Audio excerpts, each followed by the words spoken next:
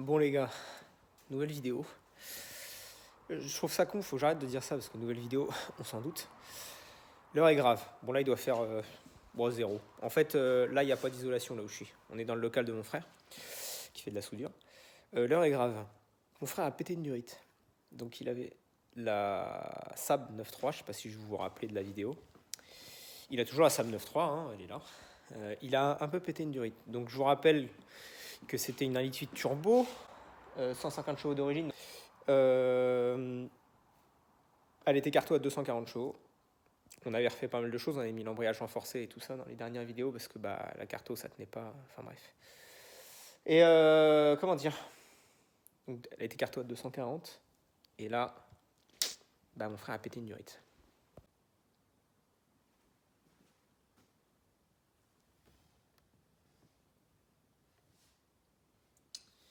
Durite Avia, plaquette EBC, tous les trains roulants, Bilstein B8.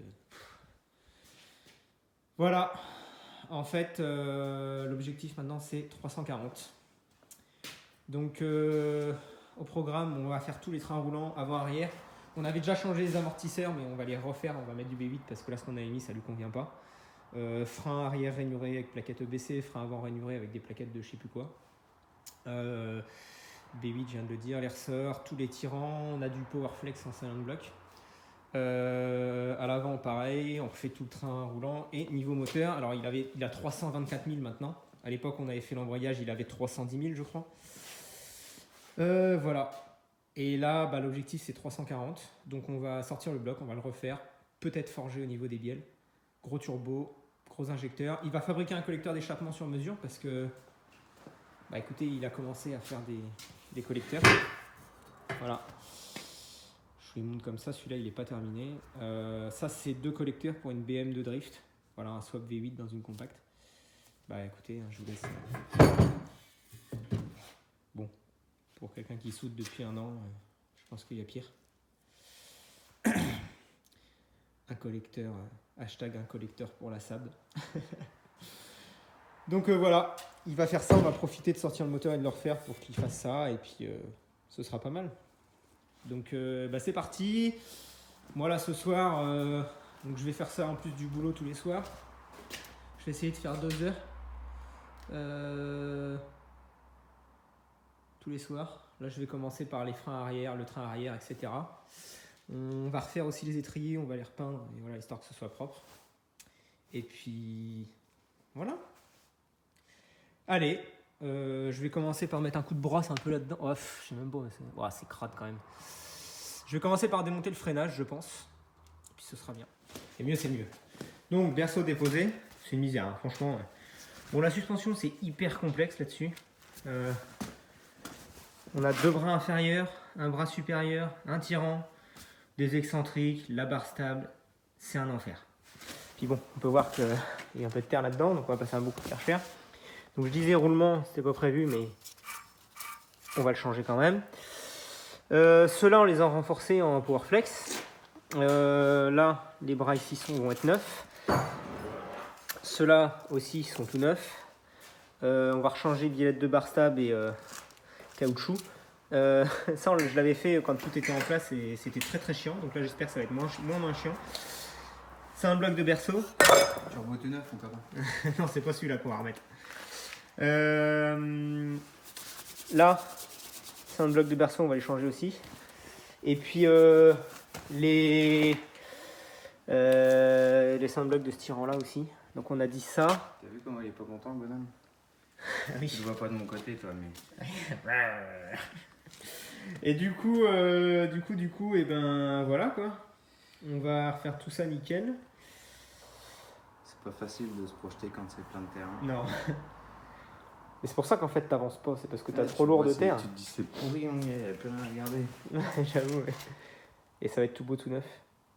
Bon, pas ça. Hein. C'est pour ça qu'il faut pas se le cacher entre deux, remonter avec un berceau propre, quitte à le repeindre. Et puis du coup, la peinture qui tient pas, tu vois. là-dessus, on va passer sur de la Durite Avia, sur le freinage, peinture des étriers et puis des chapes.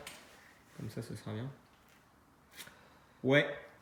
Le pivot est démonté avec le moyeu et le roulement. Puis quand on change le roulement, problème, c'est que, bon, c'est pratique ça, mais c'est super cher parce qu'il y a le moyeu, il y a le roulement, il y a le capteur ABS sur ces montages-là. C'est bien, mais ça coûte super cher en fait, c'est ça le point négatif. Voilà.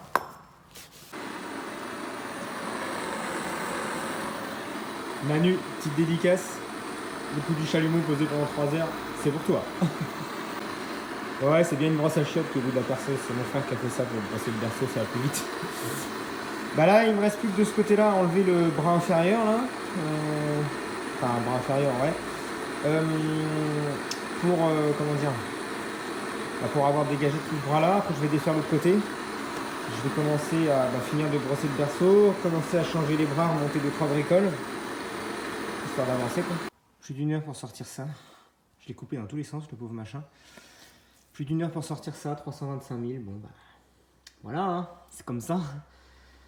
Oh, c'était raide quand même. Hein. Ouf. Bon, on va commencer le remontage des pièces neuves. Ça c'est de là, ouais, ça part pas trop, mais ça affiche un peu. Hein.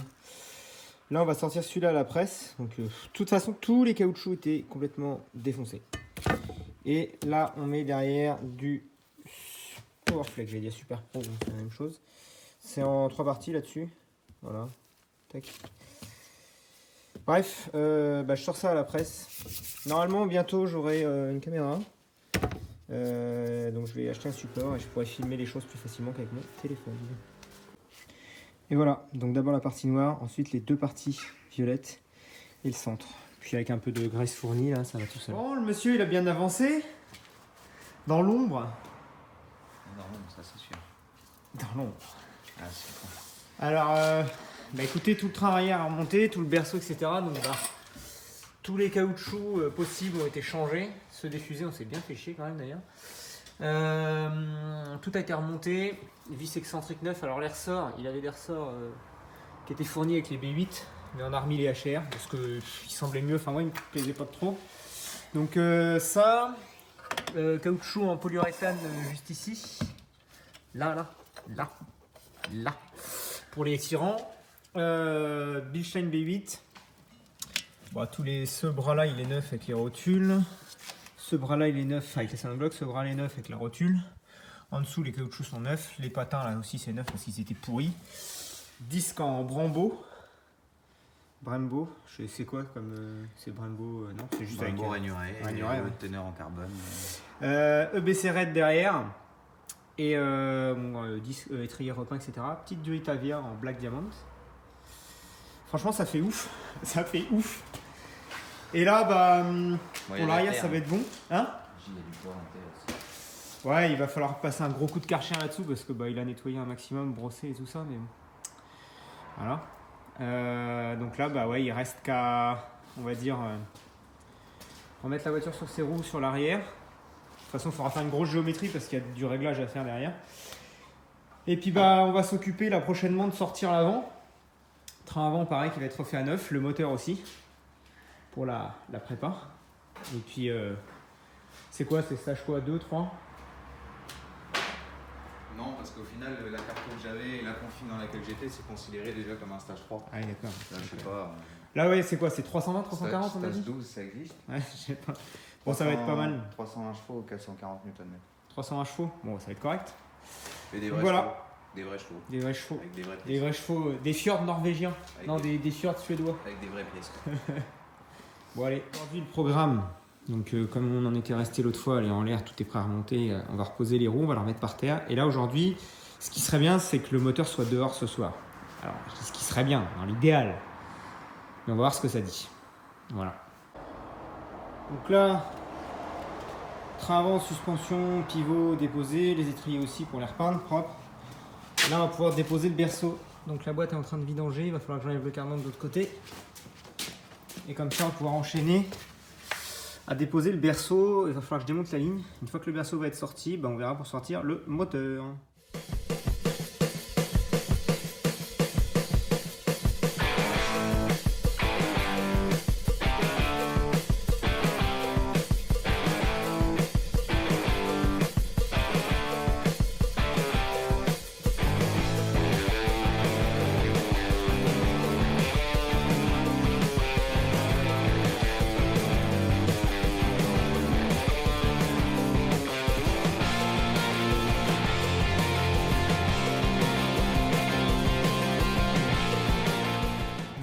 Donc le berceau est par terre.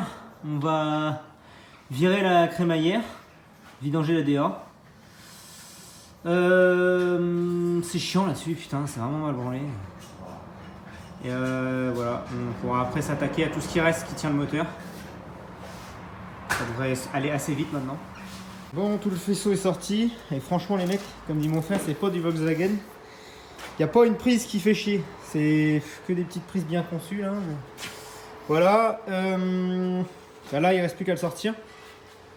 C'est la merde parce qu'il n'y a pas de crochet.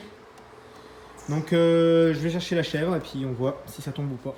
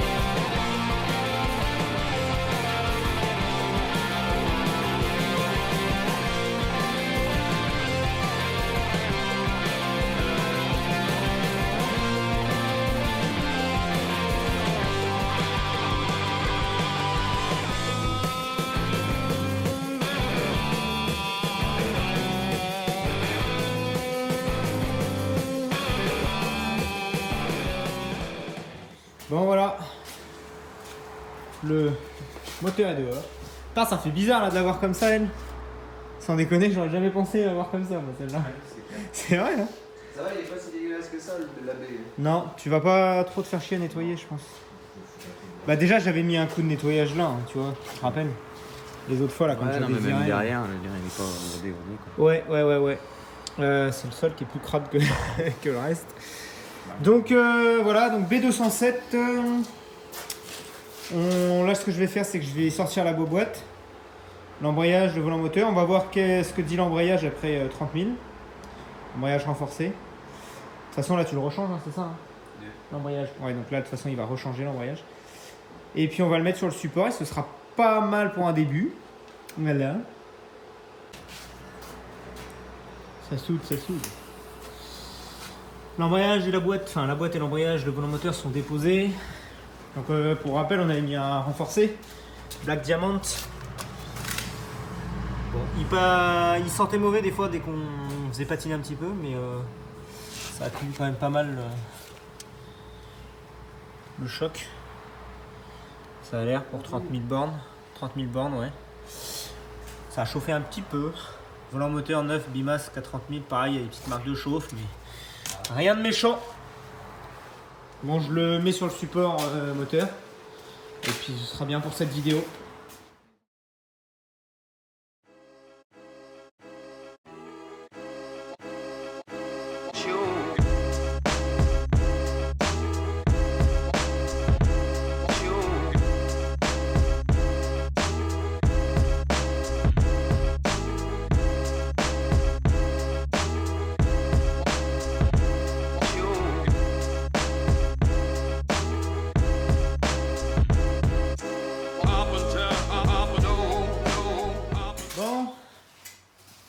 It is out.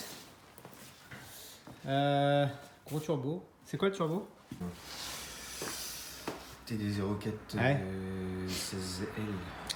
TD04, c'est pas ce qu'a Anthony Perrier sur sa 206. Bon, de toute façon, lui, il dégage. Là, voilà, il est sur le support. Ça dépend qu'on a plein de modèles différents de TD04. Je sais. Ça fait un beau bébé quand même, hein, sans déconner. Il est costaud ce bloc pour un petit 4 cylindres, enfin pour un 2 litres. Le bas là en deux parties aussi, donc voilà.